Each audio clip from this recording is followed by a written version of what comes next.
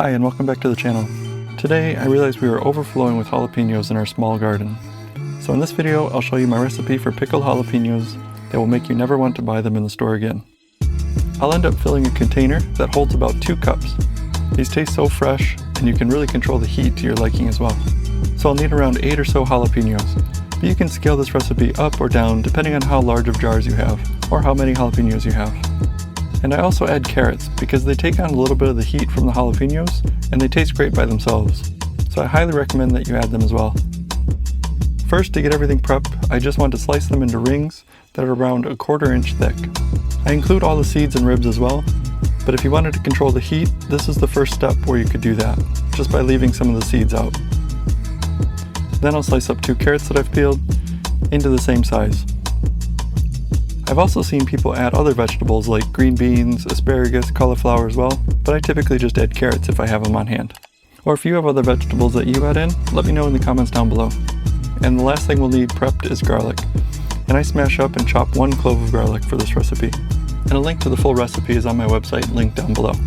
Now that we have all these prepped, I'll head over to the stove and get 1 cup of water and 1 cup of white vinegar on medium heat.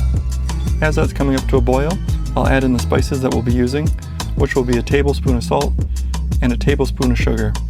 And if you wanted it milder, here's another step where you'll want to add in another tablespoon of sugar.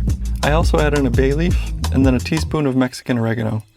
And I do feel like it makes a difference to use Mexican oregano here instead of Turkish because it's less sweet and more herby in my opinion. And lastly, I'll add in a few peppercorns, but again, if you want to bring the heat down, you can leave these out as well. And once I have all those into a pot, I'll add the sliced carrots in first. I like to boil them in the water to soften them up a bit before I add in the peppers. I don't like them to be mushy at all, so they only go in for a couple minutes ahead of the peppers. This way they'll still have a good bite to them, but easy to chew if that makes sense. Then after a few minutes, I'll add in the sliced peppers and garlic. And then these will all cook together for about 4 minutes. And you may actually want to turn on a fan here or open up a window because sometimes the steam coming off of here can bother people's eyes or throat if they are sensitive to spice. Then after about 4 or 5 minutes, I'll give one a try to see how they're holding up, and these are perfect, so I'll pull them here. And then I put them straight into the jar I'll be keeping them in.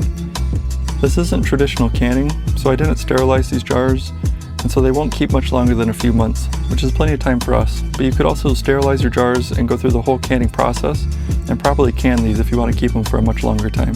After I have them all added, I'll top them off with some of the cooking liquid, and there you have it. Some of the best pickled jalapenos you'll ever have. They're great on so many things, so I hope you give these a try, and if you do, let me know how they turned out. And if you want to try them on something, here's a link to a video I made about chicken enchiladas. I hope you have a great day, and I'll see you next time. Thanks for watching.